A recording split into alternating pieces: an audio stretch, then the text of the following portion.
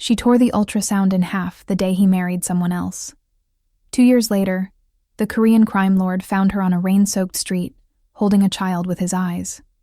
"That baby is mine," he whispered, and her world shattered again. She had survived alone. 3 jobs, endless nights, a secret too heavy to carry. But fate doesn't forget. And neither does a man who built an empire on never letting go. This is the story of the lie that kept them apart, and the truth that will burn everything down. Hello, everyone. Welcome back to another Afro-Korean love story that will stay with you long after it ends. I'm on a journey to reach 1,000 subscribers, and your support means everything. So if this story touches your heart, please subscribe and be part of this growing community. Now let's dive into a tale of secrets, second chances, and a love that refused to die. The rain fell like judgment on the streets of New York, cold and unforgiving. She stood beneath a broken awning, her son pressed against her chest, his small fingers clutching the fabric of her worn coat. He was 2 years old. He had his father's eyes, dark, endless, the kind that could swallow the world whole. She didn't see him at first, didn't feel the weight of his gaze cutting through the rain and the noise and the years between them. But he saw her, and the world stopped. Dante Kang didn't believe in ghosts. He'd buried too many bodies to fear the dead. But there she was, Amara, alive, breathing, holding a child who looked like every photograph of himself as a boy. The same sharp jawline, the same storm beneath the surface. His driver pulled the black sedan to the curb without being told. The bodyguards in the trailing SUV tensed, hands moving toward weapons they wouldn't draw. Not here, not in public. Dante's empire was built on silence, on fear that never needed a voice. He stepped out into the rain. His suit cost more than most people earned in a year, but he didn't care that it was getting soaked. He didn't care about anything except the woman who had vanished from his life 2 years ago, the day before his wedding to someone else. Amara. Her name was a prayer and a curse on his lips. She froze. The child in her arms stirred, pressing his face into her neck, sensing the shift in the air. Danger always smelled like expensive cologne and cold determination. She turned slowly.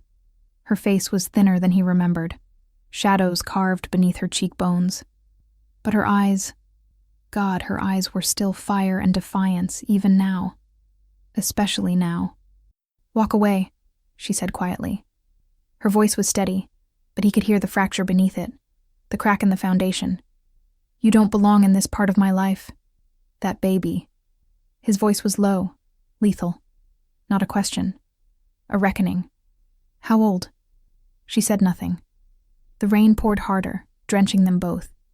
The child lifted his head, curious, staring at the tall stranger with the face that mirrored his own. Dante took a step closer. His bodyguards shifted, ready. Amara's grip on her son tightened. "How old?" "2," she whispered. The word fell between them like shattered glass. He didn't need a DNA test, didn't need confirmation. The truth was written in every feature of the boy's face, in the way his small hand clutched at his mother's collar, with the same stubbornness Dante had been born with. "You were pregnant." The realization hit him like a bullet to the chest. "At my wedding. You were carrying my son, and you said nothing." Her laugh was bitter, broken. "You were marrying someone else." What was I supposed to say? "Congratulations, you're going to be a father, right after you break my heart." The rain soaked through her thin jacket. She was shivering. The boy was shivering. And Dante Kang, the man who controlled half the underground operations in New York, who made politicians sweat and rival families disappear, felt something he hadn't felt in years. Helplessness. "Get in the car." "No." "Amara." I said no. Her voice cracked, but her spine stayed straight. "You made your choice. I made mine. We survived without you." He looked at her. Really looked. The exhaustion in her eyes. The way her shoes were worn at the heels. The second-hand stroller folded and strapped to her back. 3 jobs, he would learn later. 3 jobs to feed his son while he slept in silk sheets next to a woman he never loved. You think this is survival? His voice dropped to something dangerous, something that made people confess sins they didn't commit. You think I'm going to walk away now that I know? You don't get to decide. That baby is mine. The words were final, absolute. Which means you're mine. You always were. The boy started to cry, sensing the tension, the electricity crackling between his mother and the stranger who smelled like rain and ruin. Amara rocked him gently, whispering comfort in a language Dante didn't speak but understood in his bones. She had loved their son alone, carried him alone, brought him into the world with no one to hold her hand through the pain. And Dante had been cutting a wedding cake, toasting a marriage built on family obligation and political alliances, while the only woman he ever loved was bleeding and broken and brave in a hospital room with no name on the birth certificate under father. I'm not asking permission, he said quietly. Too quietly. The kind of quiet that preceded violence. I'm telling you. You're coming with me. Both of you. And if I refuse? He stepped closer. Close enough to see the flecks of gold in her dark eyes. Close enough to smell the rain in her hair. Then I'll follow you. Every day. Every night. Every step you take. Because that boy... His gaze dropped to the child, something raw and unguarded flickering across his face. He's my blood, and I don't abandon what's mine. She wanted to hate him. God, she wanted to. But the truth was worse than hatred. The truth was that she still loved him, even after everything. Even after he'd chosen duty over her. Even after she'd torn that ultrasound in half and cried until she had nothing left. You broke me, she whispered. I know. You married her. I know. And now you think you can just... I don't think anything. His hand reached out, hesitant, stopping just before touching the boy's soft curls. I know I failed you. I know I don't deserve forgiveness, but that child deserves a father. And you...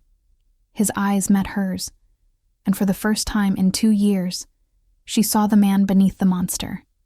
You deserve more than this. The rain began to slow. The city's noise crept back in, sirens, voices, the endless hum of survival. Amara looked down at her son, at his father's face in miniature, and felt the weight of 2 years of secrets pressing down on her chest. One conversation, she said finally. That's all you get. Dante nodded. It was more than he deserved, more than he'd hoped for. One conversation, he agreed. But they both knew it was a lie. Because men like Dante Kang didn't do halfway, and women like Amara didn't survive by giving second chances. This wasn't a conversation. It was the beginning of a war neither of them would win. And the child between them, innocent, unaware, was the treaty they'd both die to protect. The car door opened. She hesitated. Then with her son clutched tight against her heart, she stepped inside. And the Korean crime lord who never begged, who never bowed, closed his eyes and thanked a God he'd stopped believing in years ago. The apartment he took her to wasn't his. Too public. Too exposed. It was a safe house in Brooklyn, the kind of place that didn't exist on any map, where the windows were bulletproof and the neighbors knew better than to ask questions. Amara sat on the edge of the leather couch, her son asleep in her arms. She hadn't let him go since they'd entered. Hadn't let herself breathe properly. The apartment smelled like expensive emptiness, all modern furniture and no life, the kind of place designed for hiding, not living. Dante stood by the window, hands in his pockets, watching the street below. His bodyguards were stationed outside. Inside, it was just the 3 of them, a family that never was. What's his name? The question was soft, almost fragile. It didn't sound like him. Elijah. She didn't look up. Elijah Amara Baptiste. No last name from you. He doesn't need your ghosts. The silence that followed was thick enough to drown in. Dante turned from the window, his expression unreadable. In the low light, he looked older. Tired. Like a king who'd won every war except the one that mattered. Elijah, he repeated. The name felt foreign on his tongue. Sacred. Does he know? He's 2. Her voice was flat. He knows his mother works too much, and his favorite food is strawberries. That's all he needs to know. That I exist. You didn't exist. The words came out sharper than she intended. Elijah stirred, and she softened immediately, rocking him gently. You were a ghost. A memory I tried to bury. You don't get to be real now just because it's convenient. Dante crossed the room slowly, carefully, like approaching a wounded animal. He knelt in front of her, his eyes level with hers. This close, she could see the faint scar above his eyebrow. The one she'd kissed 1,000 times in another life. I didn't know, he said quietly. If I had known, you'd have what? Left her? Abandoned the marriage your family arranged? Disappointed your precious empire? She laughed, bitter and broken. Don't lie to yourself, Dante. You made your choice. You're right. The admission surprised her. He never admitted fault. Never showed weakness. I chose wrong. I chose duty over you. I chose a woman I don't love over the only person who ever made me feel human. His hand hovered near hers, not touching, not daring. But if I had known about him, about Elijah, I would have burned it all down. The marriage, the alliances, everything. Pretty words from a man who deals in blood. Not words, truth. His gaze dropped to the sleeping child. He has my mother's nose. Did you notice? She had. Of course she had. Every time she looked at Elijah, she saw pieces of Dante, reminders of the man she'd loved, the man who'd destroyed her. I noticed, she whispered. What was it like? His voice was raw now, stripped of its usual control. The pregnancy, the birth. Was anyone with you? Does it matter? It matters to me. She was silent for a long moment, staring at the crown of Elijah's head, his soft curls damp with sleep sweat. Then, quietly, she began to speak. I found out 2 days before your wedding. I was late, and I thought, I don't know what I thought, that maybe stress was messing with my body. But I took the test, and there it was. 2 lines. Pregnant. Her voice was distant, like she was narrating someone else's life. I stood in that bathroom for an hour, staring at it, trying to figure out what to do, who to tell, if I should even keep it. Dante's jaw tightened, but he said nothing. I went to your wedding anyway, she continued. Wore a black dress, sat in the back, watched you put that ring on her finger and thought about the baby growing inside me. Your baby. And I realized you'd never choose us. You'd never choose me. So I left. Amara, I'm not finished. Her eyes were dry, but her voice trembled. I worked 3 jobs. Waitressing during the day, cleaning offices at night, weekends at a grocery store. I was 7 months pregnant and scrubbing floors at 2 a.m. because rent was due, and I didn't have anyone to ask for help. I went into labor on a Tuesday. Alone. Took a cab to the hospital and checked myself in. No partner. No family. Just me and the nurses who looked at me with pity I didn't want. She looked up then, meeting his gaze. He was born at 3:47 a.m., 6 pounds, 4 ounces, perfect, screaming, alive. And I held him and thought, this is it. This is what love feels like. Not the love I had for you. Something bigger. Something that didn't break. A tear slid down her cheek. She didn't wipe it away. I named him Elijah because it means my God is Yahweh. And because I needed to believe something bigger than us was watching over him, protecting him from the world, from you. Dante's hands were shaking. She'd never seen him shake before. I'm sorry. The words were inadequate, pathetic. I'm so fucking sorry. Sorry doesn't feed him. Sorry doesn't pay for childcare or keep the heat on in winter. Sorry is just another word people say when they can't fix what they broke. Then let me fix it now. He reached out, his hand finally closing over hers. Let me be his father. Let me give you both the life you should have had. She pulled her hand away. You think money fixes this? You think your empire and your power and your blood-soaked legacy is what we need? No. His voice was steady now, certain. But it's what I have. And I'll use every piece of it to make sure you never have to work 3 jobs again. To make sure Elijah grows up safe, protected, loved. He is loved. I love him. I know you do. Dante's gaze softened. I can see it in every breath you take. You're the strongest person I've ever known, Amara. You survived what would have broken anyone else. But you don't have to survive alone anymore. I've been alone for 2 years. I'm used to it. You shouldn't have to be used to it. He stood, towering over her, but somehow still vulnerable. I can't change the past. I can't take back the wedding or the months you suffered. But I can change what happens next.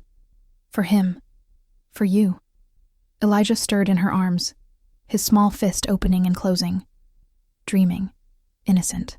Unaware of the storm brewing around him. What about your wife? Amara asked quietly. Does she know you're here? Does she know about us? Dante's expression hardened. She knows I didn't marry her for love. That's all she needs to know. That's not fair to her. Life isn't fair. His voice was cold again, the crime lord returning. She got the ring and the name. You got my heart and my son. I'd say you won. This isn't a game, Dante. No, it's not. He moved to the window again, his silhouette sharp against the city lights. But it's the hand we were dealt, and I'm done folding. Amara looked down at Elijah, at his father's face in miniature, and felt the walls she'd built around her heart begin to crack. Not break, not yet, but crack, enough to let the light and the danger back in. 1 week, she said finally. You can see him for 1 week, supervised, and then we'll talk about what comes next. Dante turned, and for the first time since she'd known him, he smiled. Not the cold, calculated smile he used in business. A real one, small, fragile, hopeful. 1 week, he agreed. But they both knew it was another lie, because Dante Kang didn't do temporary, and Amara Baptiste didn't know how to stop loving a man who was half monster, half miracle. The war had begun, and their son, beautiful, innocent Elijah, was the only treaty worth fighting for. The first morning, Dante brought strawberries. He stood outside Amara's apartment, her real apartment, not the safe house, with a container of organic strawberries and no idea what he was doing. He'd negotiated million-dollar deals, orchestrated the disappearance of men who crossed him, built an empire on fear and precision. But standing in front of a peeling door in a building that smelled like old cooking oil and broken dreams, holding fruit for a 2-year-old who didn't know he existed, he felt like a fool. Amara opened the door in an oversized t-shirt and leggings, her hair wrapped in a silk scarf, exhaustion carved into her features. Behind her, Elijah sat on the floor surrounded by second-hand toys, building a tower of blocks with intense concentration. You're early, she said flatly. I couldn't sleep. That makes 2 of us. She stepped aside, letting him in. No bodyguards. That was the deal. They're in the car downstairs. Dante, I'm not putting you at risk. His tone left no room for argument. My enemies don't know about you yet. About him. But they will. And when they do, I need to be ready. She wanted to argue. Wanted to tell him that his world didn't get to invade hers. That Elijah didn't need to grow up surrounded by violence and paranoia. But the truth was, the moment Dante found them, the choice was already made. His blood ran through their son's veins. That made Elijah a target, a weakness, a weapon. Strawberries? She eyed the container. You said they were his favorite. Something flickered in her expression. Surprise, maybe, that he'd remembered, that he'd listened. They are.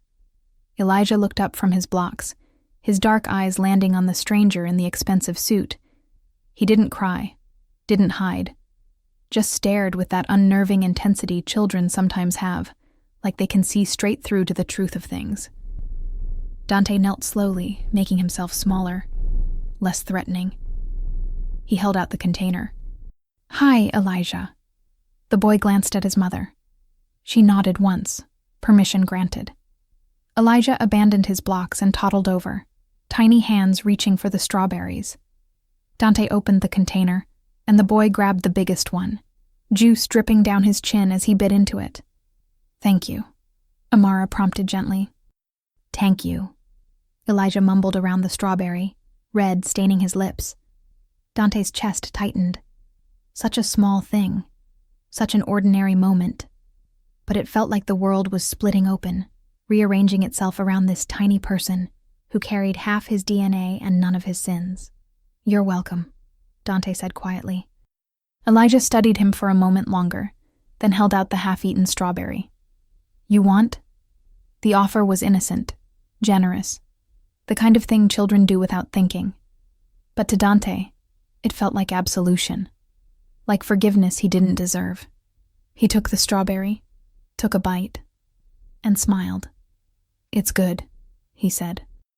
Elijah grinned, showing tiny teeth, then ran back to his blocks. Crisis averted. Stranger accepted. In the simple logic of toddlers, sharing food meant friendship. If only adults were that easy. Amara watched from the kitchen doorway, arms crossed, guard still up. "He warms up to people fast. Don't take it personally. I'm his father. I'll take it however I want. Biologically, yes. But fatherhood is more than blood, Dante. It's showing up, being present. Not just when it's convenient, but when it's hard. When he's sick at 3 a.m., or throwing tantrums in the grocery store, or asking questions you don't know how to answer. Then teach me." He stood, brushing invisible dust from his knees. "I don't know how to be a father. I never had one worth learning from. But I'll figure it out, for him." She wanted to believe him. God, part of her still wanted to believe in the man she'd fallen in love with 3 years ago, before the empire and the marriage and the lies.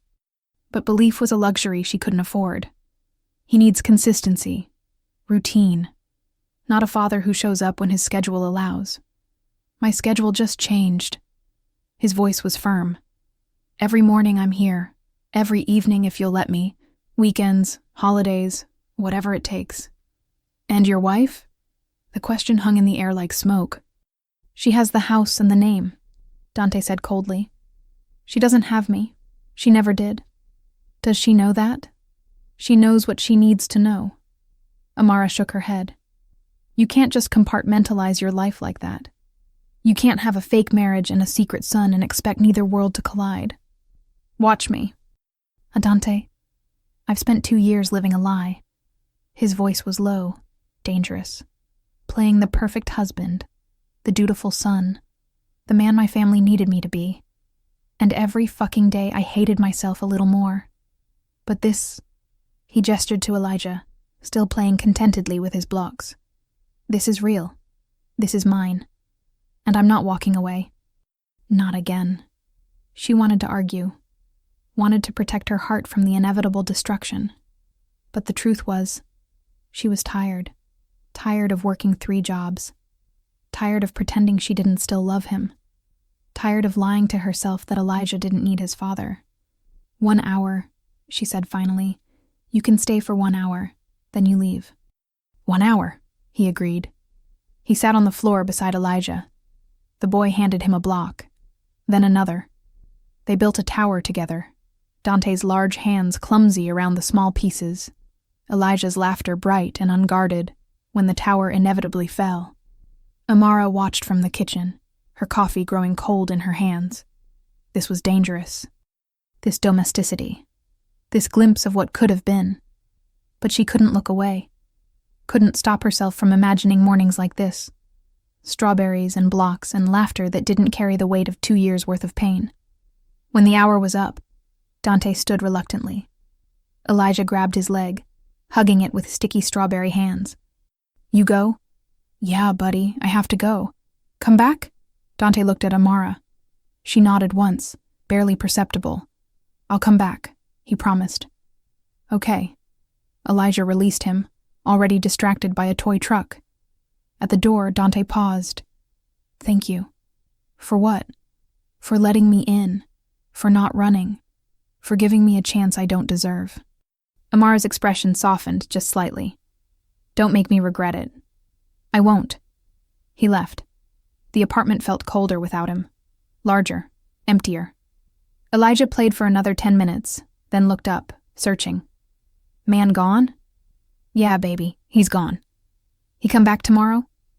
Amara crouched beside her son, smoothing his curls. Maybe. Would you like that? Elijah nodded enthusiastically. He nice. He share strawberry. He did, didn't he? I like him, Mama.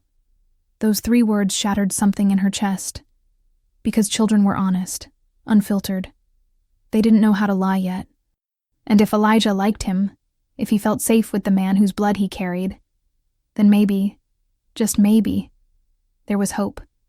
But hope was dangerous. Hope got you hurt. Hope made you believe in second chances and redemption, and love that survived betrayal. Hope was the most dangerous thing of all. She held Elijah close, breathing in the scent of strawberries and baby shampoo, and let herself hope. Just a little. Just enough. Downstairs in the black sedan, Dante sat in silence. His hands still smelled like strawberries. His suit jacket was wrinkled from sitting on the floor.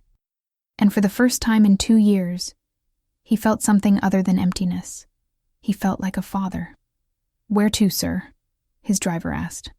Dante looked up at the building, at the window where his son lived, where the woman he loved was trying to protect a heart he'd already broken. Home, he said quietly, but not the one with my wife. Sir? Find me an apartment, close to here, somewhere I can stay when I'm with them, somewhere that doesn't smell like lies. Understood. The car pulled away, and Dante Kang, the Korean crime lord who controlled half of New York's underworld, smiled, because his son liked strawberries, and that felt like the most important thing in the world. 3 weeks passed like a carefully choreographed dance, Dante showing up every morning with offerings, strawberries, books, a stuffed lion Elijah named Roar, Amara maintaining boundaries that grew thinner each day, and Elijah falling in love with the father he didn't know he'd been missing. But the real world doesn't pause for small miracles. And in Dante's world, secrets had expiration dates. The call came on a Tuesday. Amara was at her afternoon job, waitressing at a diner in Midtown, when her phone buzzed. Unknown number. She almost didn't answer. Almost. Ms. Baptiste? The voice was female, polished, cold. This is Christine Kang. I believe you know my husband. The blood drained from Amara's face. The plate she was holding slipped from her fingers, shattering against the tile floor. Her co-worker shot her a concerned look, but Amara couldn't move, couldn't breathe. I don't know what you're talking about, she managed. Don't insult us both with lies. Christine's voice was sharp, efficient. I know about you, about the child, about my husband's daily visits to your apartment in Brooklyn. Did you think I wouldn't notice? That I wouldn't have him followed? Amara's hand tightened around the phone. What do you want? To meet. Today, 4 o'clock. There's a cafe on 5th Avenue, Rosetta. Come alone. If you bring Dante, this conversation becomes very different, very public, very destructive. The line went dead. Amara stood in the middle of the diner, surrounded by broken ceramic and curious stares, her world tilting on its axis. She'd known this was coming, known the bubble would burst. But knowing didn't make it hurt less. She texted her manager, family emergency, and left. Called the babysitter to stay late with Elijah. Didn't call Dante. Couldn't. Because part of her needed to face this alone. To prove she could still protect herself and her son without hiding behind a man who'd already failed her once. Rosetta was the kind of cafe where coffee cost $12 and conversations were conducted in whispers. Christine Kang sat at a corner table, designer sunglasses pushed up into perfectly styled black hair, a Hermes bag resting on the empty chair beside her. She looked like money and power and everything Amara would never be. Ms. Baptiste.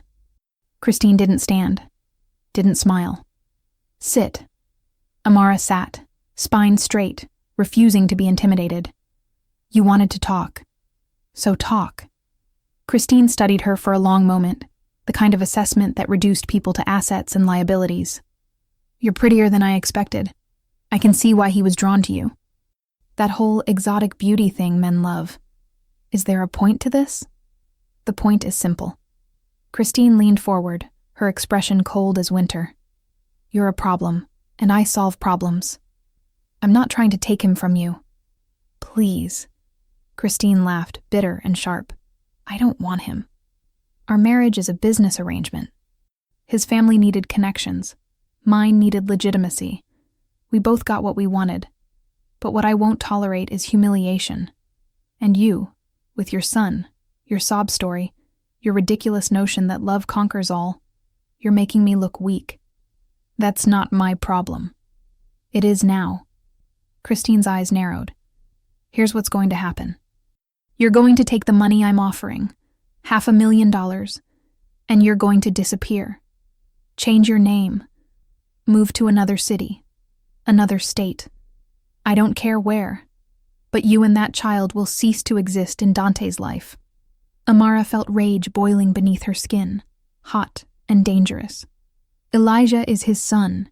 You can't erase that." "I can try."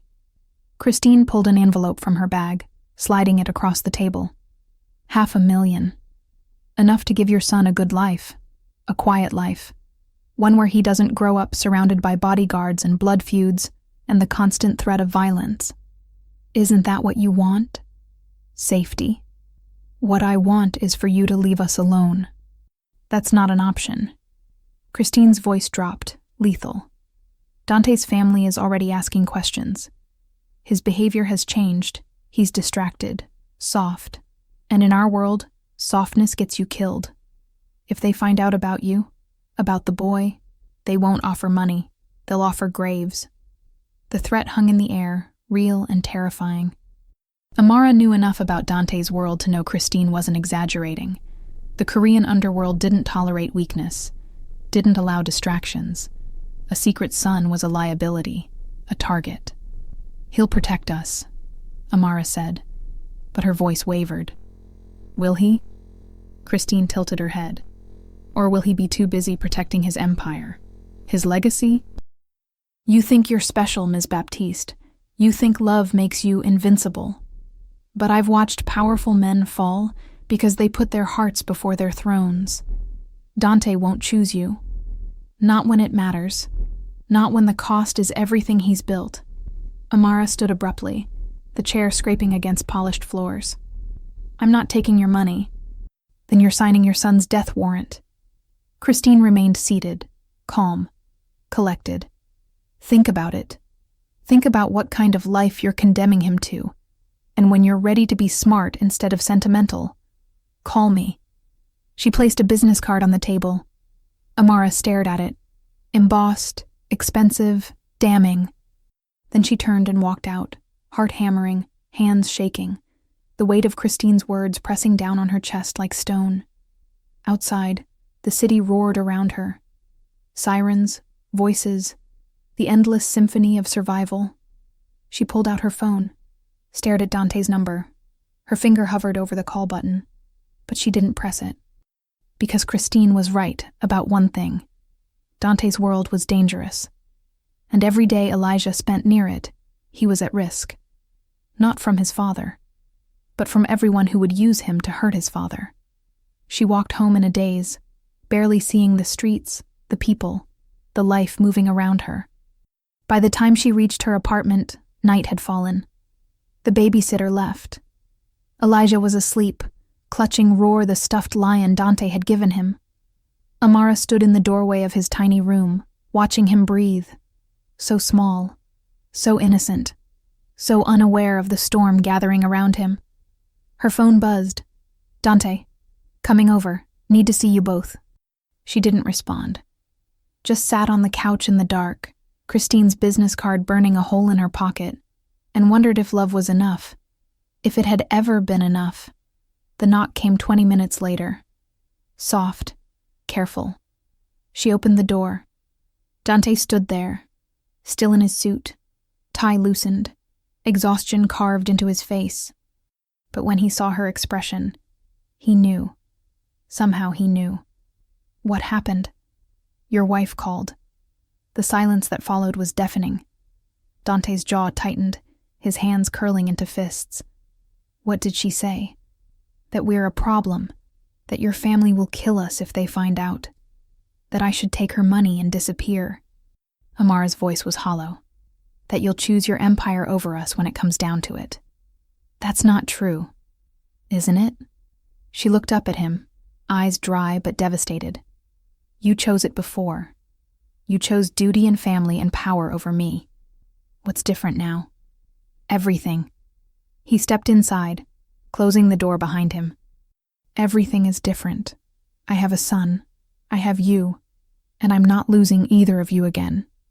You might not have a choice. There's always a choice. His voice was steel and fire. And I'm choosing you. Both of you. Fuck my family. Fuck the empire. Fuck everything that isn't Elijah sleeping in that room and you standing here trying to be brave when you're terrified. Tears finally came, hot and unstoppable. I am terrified.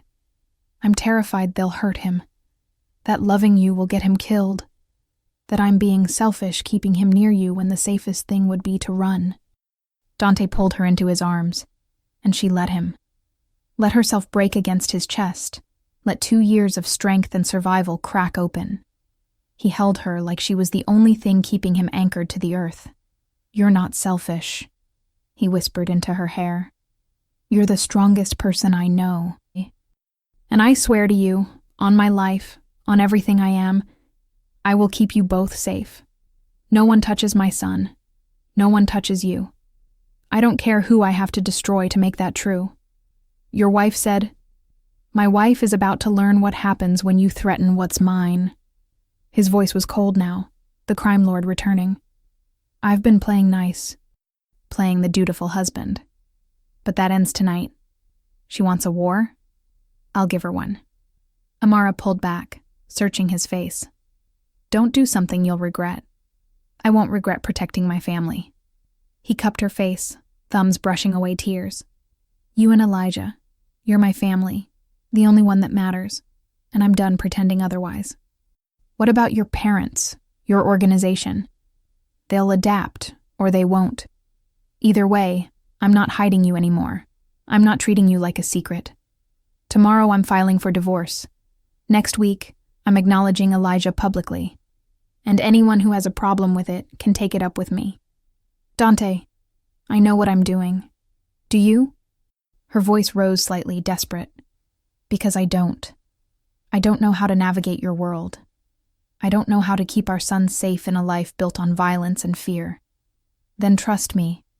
He pressed his forehead to hers. Trust that I'll figure it out. That I'll build something better. Something that doesn't require him to grow up afraid. She wanted to trust him. Wanted to believe love could conquer empires and rewrite destinies. But trust was fragile. And she'd spent 2 years learning to survive without it. One step at a time, she whispered finally. One step at a time, he agreed. They stood there in the darkness, holding each other like shipwreck survivors, while Elijah slept peacefully in the next room, dreaming of strawberries and lions and a father who was finally, desperately trying to be worthy of him. Dante filed for divorce at 9 a.m. By noon, his phone was exploding with calls from his father, his uncle, the council of old men who'd built the empire he was now threatening to dismantle. He ignored them all. Let them rage. Let them threaten. He was done bending. Christine received the papers at her office. She called him once. He didn't answer. She showed up at his penthouse at 3 p.m, fury radiating off her like heat. You're making a mistake, she said coldly, standing in the marble foyer of the home they'd shared for 2 years, but never made into anything real. The mistake was marrying you. Dante didn't look up from the contract he was reviewing. Security detail for Amara's building, 24/7 coverage. But I'm correcting it now. Your family will never forgive this. I don't need their forgiveness. He set down the pen, finally meeting her gaze. I need them to understand that my son is off limits. That the woman I love is off limits. And that if anyone, family or otherwise, threatens them, I will rain down consequences they can't imagine." Christine laughed, sharp and bitter. "You think you're the first man to fall for a pretty face in a sob story? You think love makes you special? No, but it makes me dangerous. Because I have something to protect now. Something worth burning the world for. You're a fool. Maybe." He stood, buttoning his jacket. "But I'm a fool who's finally doing the right thing. You'll be taken care of. The settlement is more than generous. Take it and move on. Find someone who actually wants to be married to you." "This isn't over." "Yes," Dante said quietly. "It is." She left, slamming the door hard enough to rattle the expensive art on the walls. Dante exhaled slowly, tension releasing from his shoulders. One problem solved. A dozen more waiting. His phone rang. His father. He answered this time. "You filed for divorce." His father's voice was ice and disappointment, without consulting the family, without considering the consequences. "I have a son," Dante said simply. "Elijah. He's 2 years old, and I'm acknowledging him publicly. Tomorrow, I'm releasing a statement. The media will have questions. The family will have opinions. I don't care." Silence. Then slowly, "A son. Yes. With the woman from Brooklyn, the one you've been visiting." So they'd been watching. Of course they'd been watching. Nothing happened in the Kang family without surveillance, without control. "Her name is Amara, and yes, Elijah is mine. This complicates things." His father's tone was calculating now, strategic. "A bastard son, an affair. The optics are—" "I don't care about optics." Dante's voice hardened. "I care about my son, about the woman who raised him alone because I was too much of a coward to choose her. That ends now. You're risking everything. The alliances, the respect, the empire built on fear and blood money." Dante laughed darkly. "I'm 32 years old, and I've spent the last decade doing exactly what you wanted. Playing the role, making the deals, marrying the right woman from the right family. And for what? To wake up every day hating myself? To pretend I'm something I'm not? You're my son, and Elijah is mine." Dante's voice was final. "Which means he's your grandson, and you can either accept that and welcome him into this family, or you can disown me. Your choice. But I'm not negotiating. Not on this." Another long silence, then quieter. "Bring them to dinner. Sunday, I want to meet him." Dante closed his eyes, relief flooding through him. It wasn't acceptance, not yet. But it was a start. "I'll ask Amara. She'll come," his father said with certainty. "She's smart enough to know refusing would be worse." The line went dead. Dante stared at his phone, adrenaline still pumping through his veins. Then he called Amara. She answered on the third ring, breathless. "Is everything okay? I filed for divorce. My father wants to meet you and Elijah. Sunday dinner at the family estate." "Dante, I know it's fast. I know it's terrifying. But it's the only way to make this work. If my family accepts you, accepts him, then we have a chance. If they don't," he paused. "If they don't, we'll figure something else out. But I need to try. And if they hate me, they won't. You don't know that. Amara," his voice softened. "You survived 2 years alone. You raised our son without help. You're stronger than anyone in my family, including me. And when they meet you, when they see Elijah, they'll understand. They have to." She was quiet for a long moment. He could hear Elijah in the background, singing some nonsensical song, happy and oblivious. Finally, "Okay, Sunday. But if this goes wrong, if they threaten us, then we leave, we disappear. I'll liquidate everything and we'll start over somewhere they can't find us. Australia, New Zealand, anywhere you want. You'd really give it all up?" "I already did," he said quietly. "The moment I found you again." She exhaled slowly. "Sunday, 6 o'clock? I'll pick you up at 5. Wear something comfortable. My mother's a nightmare, but my grandmother will love you. Dante, yeah? Thank you for trying, for choosing us. I'm not choosing you, Amara. You were always the only choice. It just took me too long to realize it. The call ended. Dante sat in his empty penthouse, soon to be his ex-wife's, and allowed himself a moment of quiet. The storm was coming. His family's judgment, the media's scrutiny, the enemies who would see Elijah as weakness to exploit. But for the first time in 2 years, he felt like himself, not the crime lord, not the dutiful son, just Dante. A man trying to be worthy of the family he'd almost lost. He looked at the photo on his phone. Elijah, covered in strawberry juice, grinning at the camera. His son.